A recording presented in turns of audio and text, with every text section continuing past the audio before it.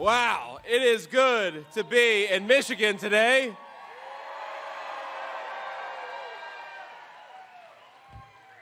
And my friends, I stand here confidently saying that in 11 days we're going to turn Michigan red and make Donald Trump the next president of the United States. Now, we have some great people here. First of all, he's become like an old friend, GOP Chair Pete Hoekstra. Pete, thank you so much for being here and for all your hard work in our state here. We've got Committeewoman Hema Kolana-Garetti. Oh, I did okay? All right, okay. Thank you, ma'am. I apologize if I butchered your name there, but I appreciate you being here and for all your hard work here. And then, of course, we've got the great founder of Auto Workers for Trump, Brian Pinbecker. Brian, where are you? There we are, man. There he is. That guy is working so hard, and he told me a story. That happened today or yesterday? Today. You cannot make this up. This shows, I'm telling you, that Providence is smiling on the Trump campaign because they were doing a rally at an auto plant not far from here, and right at the moment they were doing the rally outside, the fire alarm inside went off. So they had about 1,000 people come outside in the middle of a Trump rally, and they start cheering and screaming. And I think that means auto workers are going for Trump. That is a good thing. That is a good thing. So I got to tell you, the last couple weeks I've been having such a good time that I've started to feel bad for Tim Walz. The spirit of bipartisanship is alive and well right now because I realized I've got the easiest job in American politics, and Tim Walz has got the hardest job in American politics. Think about this. Poor Governor Walz, he's got to go around and try to convince the American people that Kamala Harris didn't cause the highest inflation in 40 years. He's got to go around and pretend that Kamala Harris didn't open the American southern border, even though that she bragged that she was going to do it.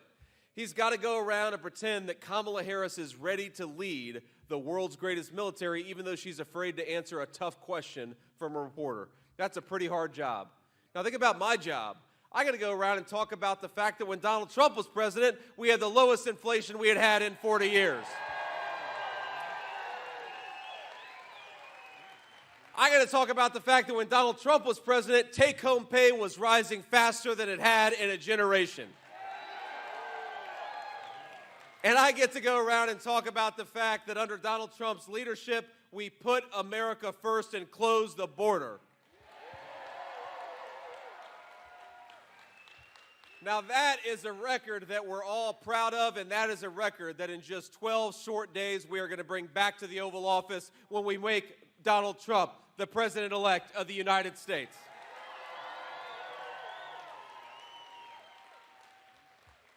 Now, I got to say, too, Kamala Harris she's an interesting person, isn't she?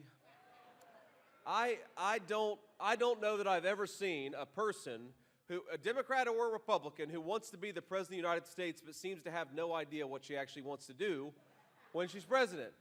Now, these interviews that she does, now normally they would say that a softball interview is the best thing for a candidate because, you get asked a softball question, then you get to talk about whatever you want to. Well, the problem I think we've realized with Kamala Harris is that with a softball interview, you still got to be able to hit a softball. And every time that Kamala Harris does an interview, I think that we gain about 50,000 or 100,000 votes. Now, I'm going to say something to the great people of Michigan here because, obviously I'm a political candidate. Don't take my words for it. Take Kamala Harris in her own words. Because a couple of weeks ago, she gave an interview to a program called The View. Can we watch The View? See, this is my sacrifice, ladies and gentlemen, as I watch Kamala Harris on The View so that you don't have to. And I'm proud to serve. But that's maybe the hardest part of my job is watching programs like The View when Kamala Harris goes on. Well, she goes on The View, and I believe I was in Tucson, Arizona, and I get a phone call from the president's communications director, a guy by the name of Jason Miller. You've probably seen Jason on TV. He's a good guy. He does a good job. So Jason calls me, and he's like a kid the night before Christmas. He's like, Senator, did you see this interview?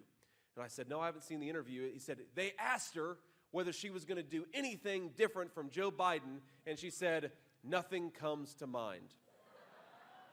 Now, again, the clip is out there for the people watching at home on TV. Go and watch the clip where they ask Kamala Harris, would you have done anything differently from Joe Biden? And she says, nothing comes to mind. Now, in her defense, that maybe could be the slogan of the Kamala Harris campaign. Nothing comes to mind. Because there's no substance.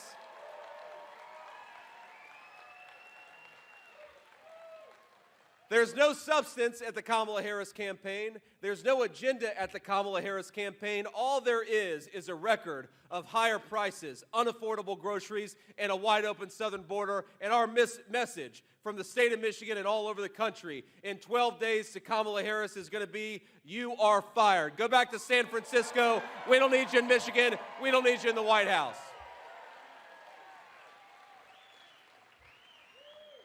Now, one of the reasons I love to be in Michigan is that we have got the proudest tradition of craftsmanship and of making things in the great state of Michigan. And look, I'm a Buckeye. It is hard for me to say nice things about Michigan.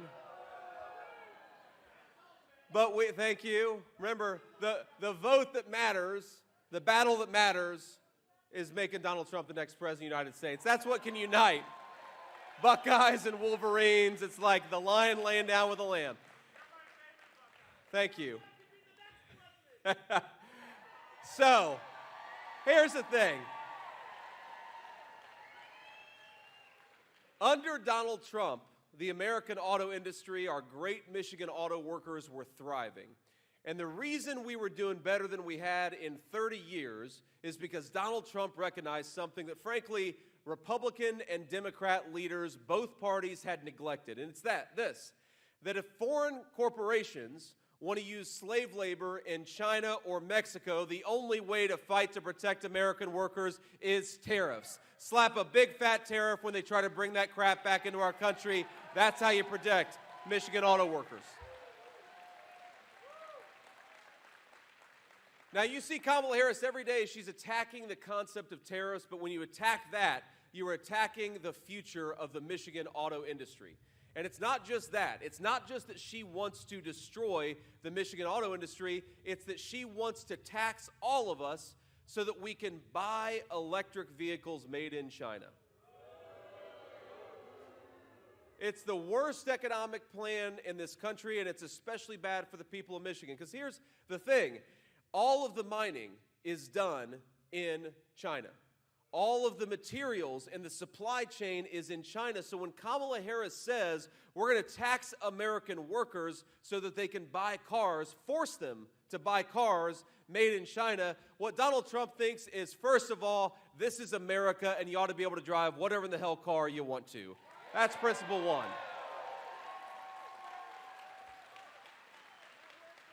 And principle two is that we ought to be buying cars, we ought to be buying automobiles that are made in the United States of America with Michigan craftsmanship and Michigan workers.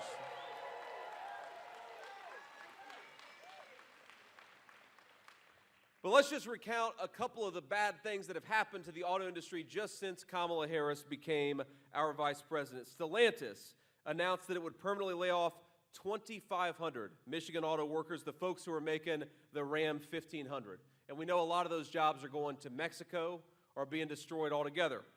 Last year, General Motors let go 1,300 workers at 2 Michigan plants. And Ford, even as we speak, is rolling back electric vehicle production. That is the record of Kamala Harris, and that is the record of a person who is trying to destroy the Michigan auto industry. So here, to all the workers, to their families, my solemn promise is that when Donald Trump is back in the White House, you will have a fighter for the Michigan auto industry and the people who go to work in Michigan auto factories every single day.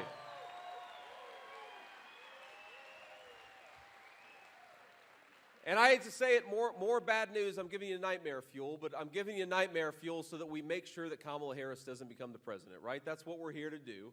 But her electric vehicle mandate, basically trying to force every American to buy electric vehicles, and again, most of them are made in China, what that would do is that would put 117,000 auto workers out of a job.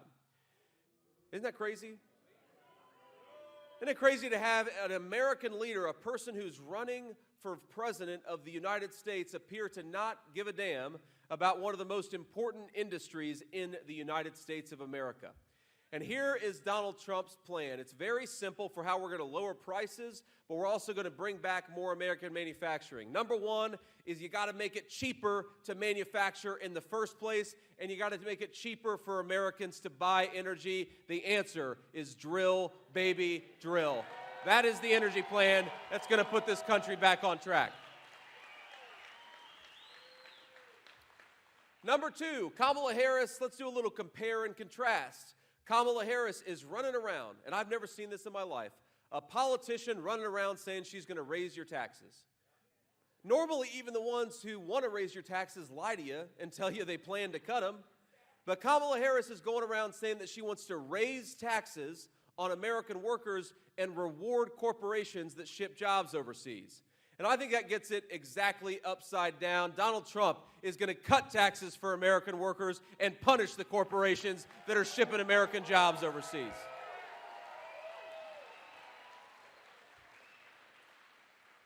And of course, that's not the only difference, because while Kamala Harris opened the American southern border, she bragged about it. On day one, she became the border czar, and they did 94 executive orders, suspending deportations, stopping Donald Trump's Remain in Mexico policy, opening the floodgates to illegal immigration in the United States of America. And it's not just that. It's not just that she welcomed illegal aliens into this country in record numbers. It's that Kamala Harris wants to give them free Social Security and Medicare. And of course, it ain't free because you're all paying for it. So here's the difference between Kamala Harris. While she wants to open the country to millions upon millions of illegal aliens, and while she's promising to give them free health care, housing, and Social Security benefits, Donald Trump has a different message. In 4 months, pack your bags because you're going back home.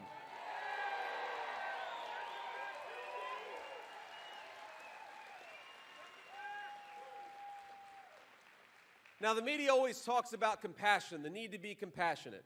And I agree, we ought to be compassionate. But let me say two things about compassion. Number one, our compassion, American leadership's compassion, has to start with American citizens, with people who have the right to be here in the first place.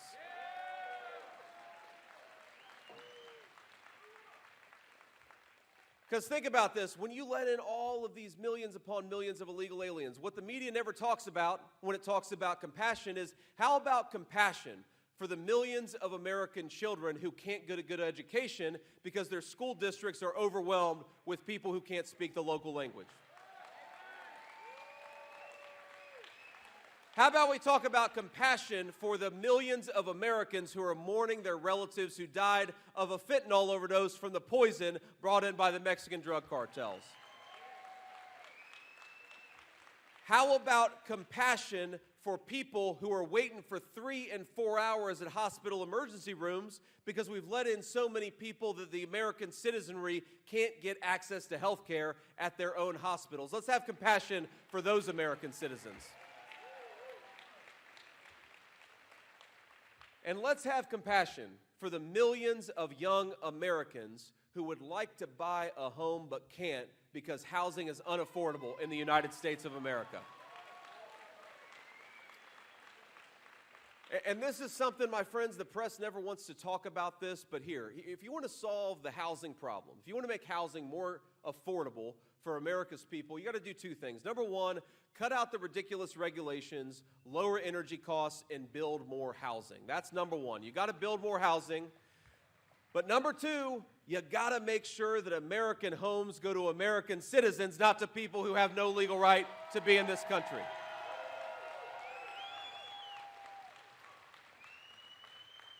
Think about this. When you let 25 million people in your country, you got to put them somewhere. And we know, by the way, that a lot of them are staying in five-star hotels at taxpayer expense, but a lot of them are taking homes that ought by right go to American citizens. Look, I don't begrudge anybody who wants to come to the United States and make a better life for themselves, but number one, you got to come through proper channels and you got to do it the right way.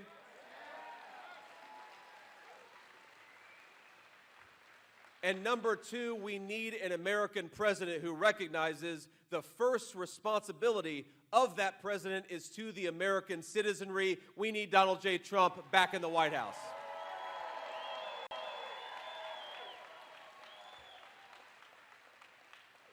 I mean, it's so amazing because I've been running for vice president all of about 3 months. And you get a perspective on this country that will make you so hopeful and so optimistic. I have so much faith in the American people, in your dreams, in your talents, in your abilities. And then on the other hand, I'm so frustrated because those dreams and talents are being held back by the broken leadership of Washington, D.C. I hope that all of us, as frustrated as we sometimes get with Kamala Harris's leadership, as much as we are sometimes angry that Kamala Harris is promising to do more of the same inflation, more of the same high grocery prices, more of the same open border, that when we get Kamala Harris out of the Oval Office, we're going to have a golden age of prosperity under Donald Trump's leadership. I really believe that. We got the best people. We just got to set them free. But here is the crazy thing about what we've done to this country. We've got 425,000 criminal illegal immigrants in the United States of America. That's an unbelievable number. That's more than twice the size. I'm proud to have served 4 years in the United States Marine Corps. That's more than twice the size of the United States Marine Corps. And we got some Marines over here. Thank you for your service, sir. Well, that's okay. We gave the Marines a shout out. We got in the Army. We got some soldiers in here. All right, go Army. Thank you for your service. How about the Air Force? We got any Air Force folks in here. There we go. My friend Fallon. How many sailors? We got any sailors? There we go. And I know we're in Michigan. We got to have some Coast Guardsmen in the great state of Michigan. God bless you guys. Thank all of you for your service. And here's the thing that we have got to do a better job at, is we got to do a better job at reminding Americans and the people who put on the uniform that we respect, we love them, we admire them, and we're going to fight for them.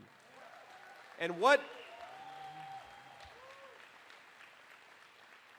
kind of message does it send to American veterans when thousands of them are sleeping under bridges and on park benches, but we've got 425,000 illegal criminal migrants in the United States of America? It sends the wrong message. But we're going to send a message when Donald Trump is president that we respect and honor every person who put on the uniform in this country, and we're going to fight for you, and we're going to fight for your safety, for your security, and for your prosperity. Now, I'm going to open the floor up to some media questions here in a second, but I want to leave you with one final thought before we take some questions from the reporters. I really believe, I talked to Pete Hoekstra about this earlier today, I'm not BSing you. I think we're going to win the state of Michigan, and we're going to win the whole presidency for this country. I really do.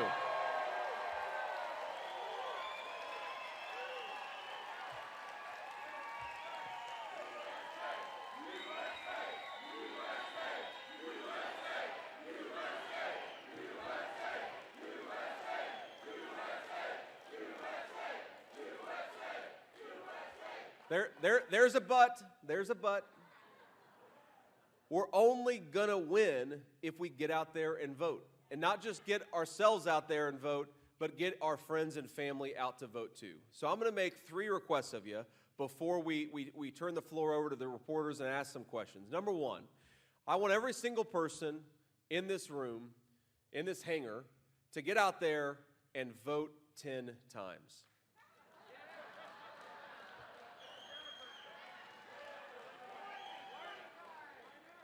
Now it's going to be a Washington Post headline: Vance encourages voter fraud in Michigan. Here's the legal way. The legal way that we're going to vote 10 times is we're going to take ourselves to the polls, and we're going to take 9 friends and family along with us. That is the good old-fashioned legal way to vote 10 times. Because you even just go back to 2020, you look at the margins on some of these states. if every single person here gets 10 voters to the polls, that could be the difference between Kamala Harris and Donald Trump sitting in the Oval Office for the next 4 years. And I know all of us, we want to wake up on November the 6th, yes, victorious, but knowing that we did everything that we could to get Donald J. Trump across the finish line. So get out there and get everybody to vote. That's request number one. Now, request number two is, I know a lot of you, I've seen you already take photos already. I want you before the end, maybe while I'm taking questions from reporters, maybe you want to take a selfie, go out there and post it on whatever social media you use. Even if it's just texting and emailing people, tell them why you're voting for Donald J. Trump. Because think about this, a lot of people are never going to hear the truth, not from the Kamala Harris campaign, and certainly not from their corporate media allies, but they can hear the truth from their friends and family. So let's commit to telling the truth over the next 12 days that Donald Trump is the president of peace and of prosperity for the American people.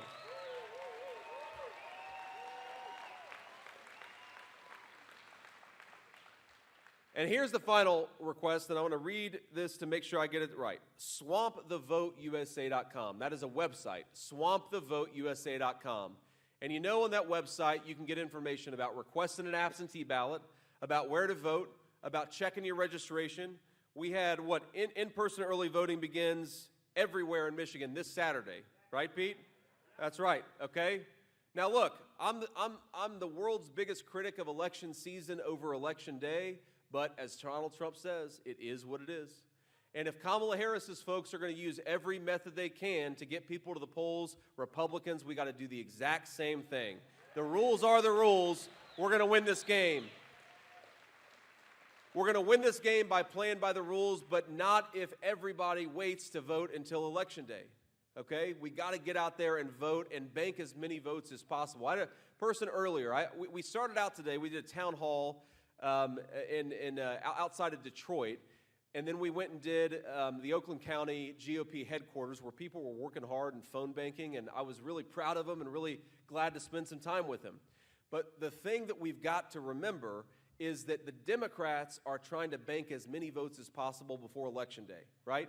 They're trying to go into the game with the score as good for them as possible, so why don't we do the exact same thing and get out there and vote and make our voices heard? We got to do it.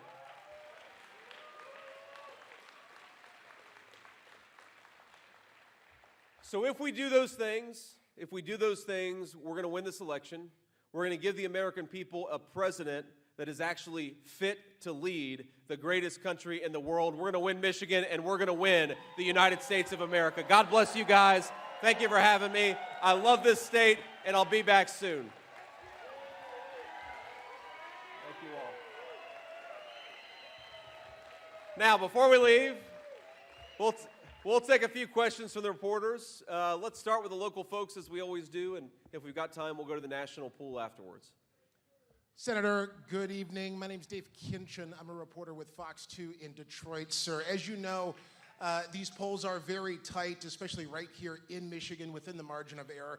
My question, sir, I wanted to get your reaction to President Trump's former chief of staff, John Kelly, who told the New York Times that Trump would rule like a dictator and meets the definition of a fascist.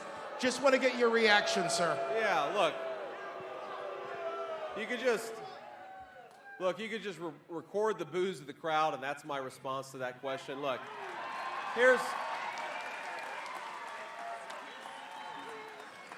Here's the thing about what John Kelly said. John Kelly was fired by Donald Trump, and he's pissed off about it, and he won't stop talking about it. Now, look, here's the thing. Every time that John Kelly says something happened, you've got 3 or 4 people who were allegedly in the room when it happened saying he's making it up. Even Mike Pence's chief of staff said that John Kelly is making up a bunch of crap about Donald J. Trump. So who do we believe? Do we believe multiple eyewitnesses, or do we believe a disgruntled ex-employee? I believe the multiple eyewitnesses. I think everything that John Kelly said is not true.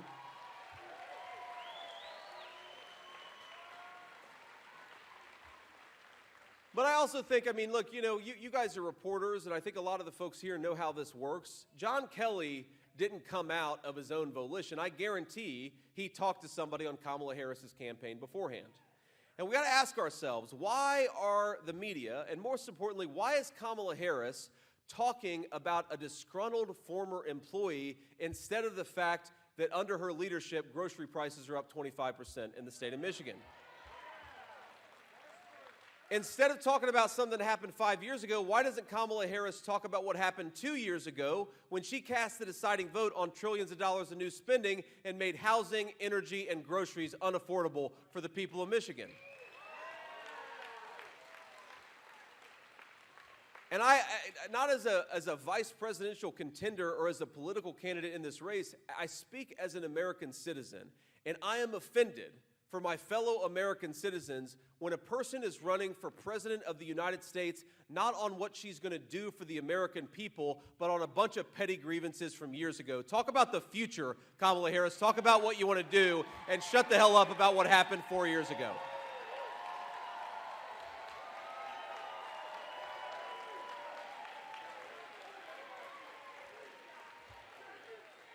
Next question. Hi, Senator John That was King. loud. I am a loud person. John King with Michigan Advance. You were talking about the centerpiece of former President Trump's economic plan being tariffs. Could you maybe explain more in terms of tariffs are paid by the consumer?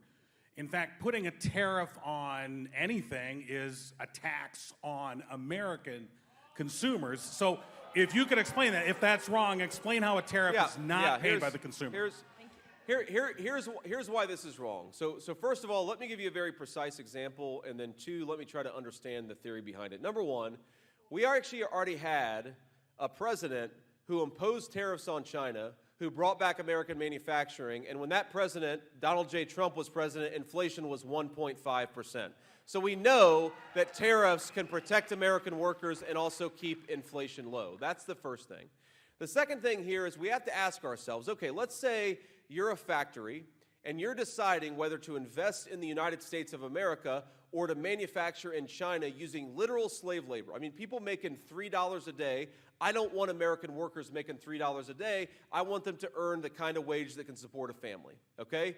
So here's the thing. You make the stuff in China at $3 a day, and then you try to bring it into the United States and you undercut the wages of American workers. But if you impose a fat tariff on people who are trying to import that stuff, then American factories and American corporations invest in American workers. That creates good jobs, it creates good products, and it makes us more self-reliant. Because here, we have to remember the same people that said that tariffs always lead to price increases are the same people who said that it would make our country richer if we let China and Mexico manufacture all of our stuff. Now, we all should have learned the hard way during the COVID pandemic. Remember, when hospitals couldn't get hospital gowns and surgical masks for their surgeons because all that crap was made in China. So Americans are paying more for health care. We don't have the medicine and the equipment that we need. We're poorer off, and we're also more reliant on our biggest adversary in the world. That is not a path to prosperity. That is a path ultimately to national slavery. Donald Trump's economic agenda is the path to prosperity and freedom for American people.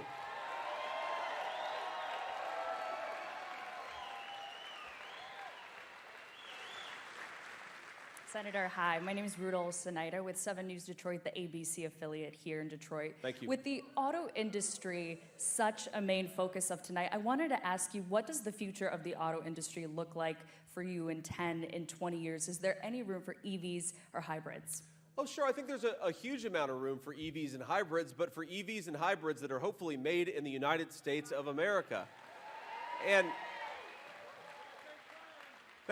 now look, this part of the reason that tariffs matter is they also give us leverage in negotiating against our competitors. Now, you go to Europe or you go to China, how many American automobiles do you see on the roads? Very, very few, because they have decided to protect their native manufacturing industries, whereas under Kamala Harris's leadership, we basically said, you're on your own. We're going to let foreign corporations and foreign countries poach our industries. It doesn't make any sense. I mean, here's what I think it's going to look like. But the important point is, it doesn't matter what J.D. Vance or even Donald Trump thinks the industry is going to look like in 15 years, American consumers ought to make the decisions about what cars they want to drive. And they're going to determine what the industry looks like in 10 or 15 years. But I think that probably what it looks like is that you've got a lot of people driving gas-powered cars. You've got probably 20% of the country that it's driving some kind of an EV or a hybrid, and that's about how it shakes out, because that's what I think the American people want. And fundamentally, the Donald Trump economic agenda is about empowering Americans to make their own choices about what they want to buy and how they want to live, and that's how we're going to pursue our economic policy. Thank you. Hi, Senator. My name is Hannah Mackey with the Detroit News. You've spoken out against Chinese battery maker Gotion coming to Michigan. Do you have any reaction to the Politico story that says Gotion was paying Trump campaign manager Susie Wiles' lobbying firm nearly $1 million? No, I don't have a comment because I've never seen that story. I will certainly read that story and try to understand what's going on there. But what I will say is that President Trump and by the way, you know I forgot to give a shout out to is the great Senate candidate Mike Rogers, who's doing a hell of a job. And I think that we ought to get out there and vote for him. But I think the simple fact is that we want American businesses to hire American workers and to invest in the American economy. That's what we want. The problem with the Gotion facility is fundamentally we're talking about Chinese investment, which doesn't make us more self-reliant. In fact, I think it probably makes us more reliant on the Communist Chinese Party. The whole principle behind Donald Trump's approach to economics is that if we're more self-reliant as a people, think about that. That means fewer people who are on welfare and more people who have a dignified middle-class job. That means that if we, God forbid, get into a war, we can make our own weapons that our troops are carrying instead of relying on some foreign corporation.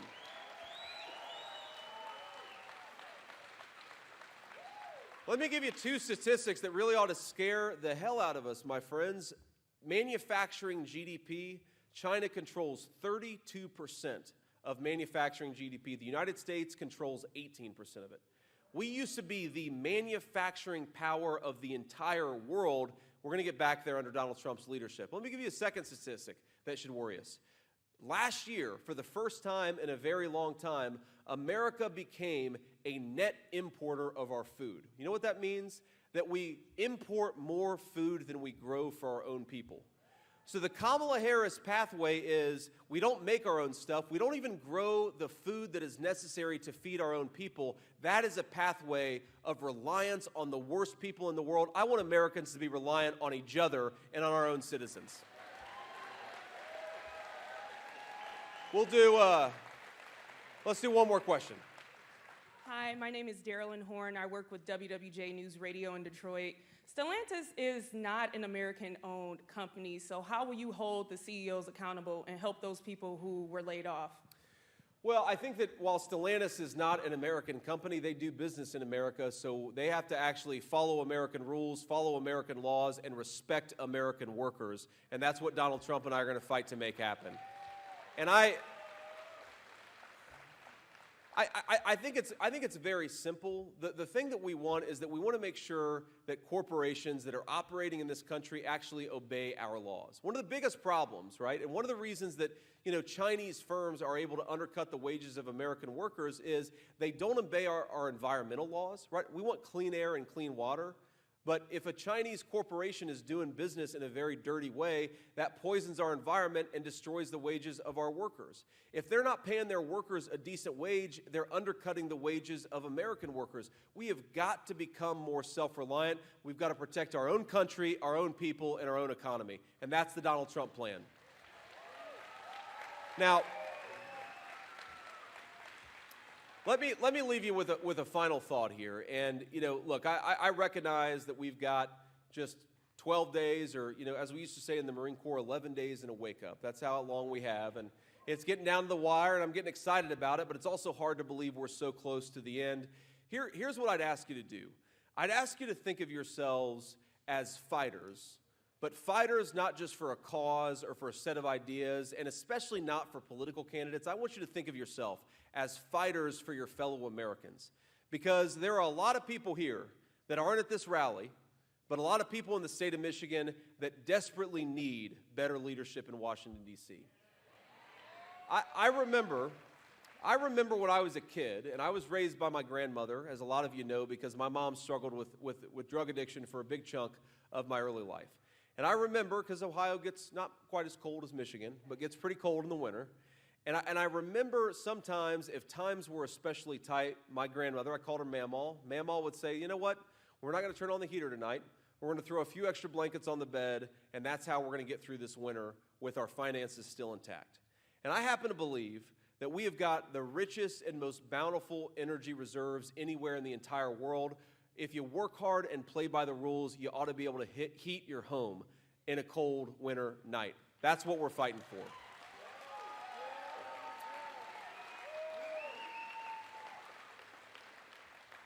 I've talked to mothers who have lost their kids to, their kid was 15 and took something under peer pressure, and then that child lost his life because a bag of marijuana or something else was laced with fentanyl.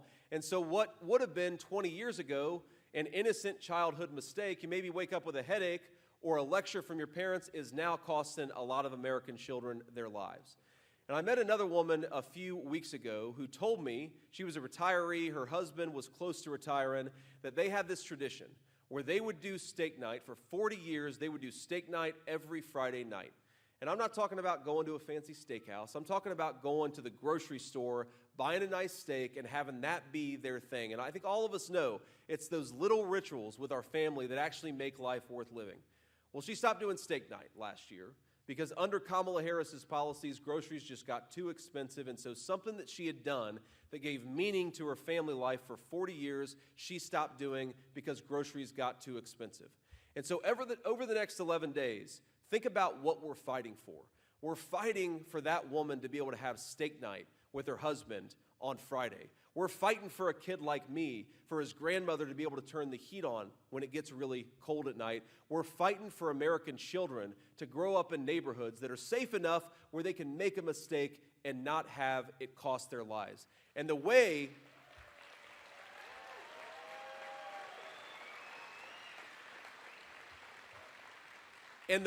that we are going to make their lives better is to give the American people a president who is fit to lead this great nation. Vote Donald J. Trump, and make sure your friends and family do too. God bless you all. Thank you for having me. I'll see you soon, Michigan.